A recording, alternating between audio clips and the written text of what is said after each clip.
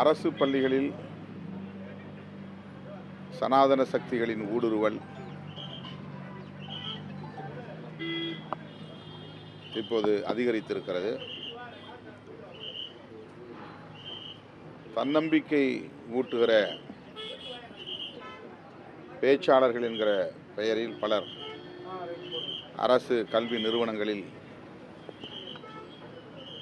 ஊடுருவி தமது கருத்துக்களை திணித்து வருகிறார்கள். சென்னை அசோக் நகர் மற்றும் சைதாப்பேட்டை அரசு பள்ளிகளில், அதேபோல மாணவர்களிடையே அறிவியலுக்கு புறம்பான கருத்துக்களை வாழ்க்கை கல்வி என்கிற பெயரில், ஆன்மீகம் என்கிற பெயரில்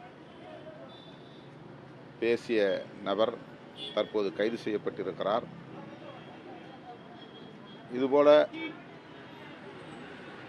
மதம் சார்ந்த கருத்துக்களை அல்லது அறிவியலுக்கு முரணான கருத்துக்களை பரப்பும் அமைப்புகளை அடையாளம் கண்டு அவர்கள் மீது உரிய நடவடிக்கைகளை எடுக்க வேண்டும் என்று விடுதலை சிறுத்தைகள் கட்சி வலியுறுத்துகிறது.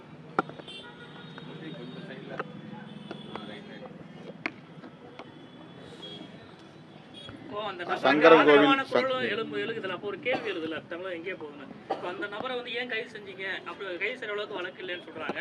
அதனை கடந்து அவர் பேசுனது தப்பு இல்லை அப்படின்னு சொல்றாங்க. இந்த திருக்குறளையும் இந்து மதத்தோட பத்தி பேசியிருக்காரு. இல்லை, அவருடைய நம்பிக்கை அவருக்குரியது.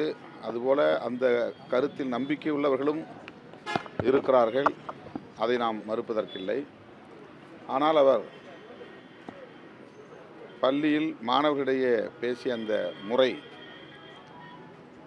போன பிறவியில் பாவம் செய்ததால் தான் இந்த பிறவியில் நாம் துன்பப்படுகிறோம் என்று, மாற்றுத்திறனாளிகளாக பிறப்பதற்கும் அதுதான் காரணம் என்பதை போன்ற ஒரு செய்தியை மறைமுகமாக அவர் பதிவு செய்திருக்கிறார். அழகில்லாமல் இருப்பவர்கள் போன பிறவியில் பாவம் செய்தவர்கள் என்று சொல்லியிருக்கிறார்.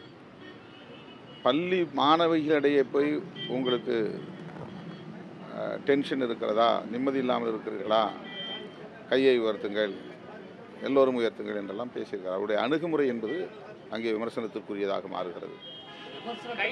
அந்த கருத்துக்களை மாணவிகளிடையே பேச, ஒரு இளைஞர்களிடையே, கல்லூரி மாணவர்களிடையே பேசினால் கூட அவர்களால் அதை உள்வாங்க முடியும்.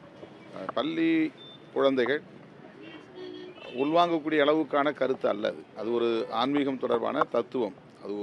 அதன் மீது நமக்கு விமர்சனம் இருப்பது என்பது வேறு. ஆனால் அது ஒரு தத்துவம். அதை 6ஆம் வகுப்பு 7ஆம் வகுப்பு மாணவர்களிடையே போய் திணிப்பது என்பது அவர்களின் உள்நோக்கம் என்ன என்பதை வெளிப்படுத்துகிறது.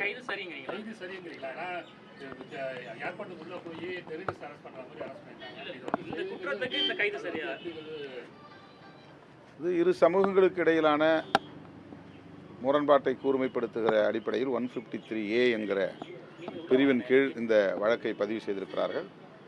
அது சரிதான். அதாவது ஒரு மதம் சொல்லுகிற கருத்தை பரப்புகிற போது இன்னொரு மதத்தை சார்ந்தவர்கள் அதை மாறாக கருதுவது அல்லது முரண்பாடாக கருதுவது இரு சமூகத்தினருக்கு இடையே இடைவெளியை ஏற்படுத்தும். இதற்காகத்தான் ஐபிசியிலே 153A இருக்கிறது. இரு சமூகத்தினருக்கு இடையிலே முரண்பாடுகளை உருவாக்கக்கூடிய எந்த பரப்புரையும் மேற்கொள்ளக்கூடாது சட்டத்திலே இருக்கிறது. அதே போல் ஒரு பள்ளி ஆசிரியர் மாற்றுத்திறனாளி, அவருக்கு என்ன சிக்கல், அவருக்கு ஈகோ பிரச்சனை என்று சொல்லுவது மறைமுகமாக அவரை ஒரு மாற்றுத்திறனாளி என்று அவர் கேலி செய்வதாகத்தான் இருக்கிறது. எனவே அவர் மீதான சட்டப்பூர்வ நடவடிக்கை என்பது அவசியமானது, கைது சரியானது.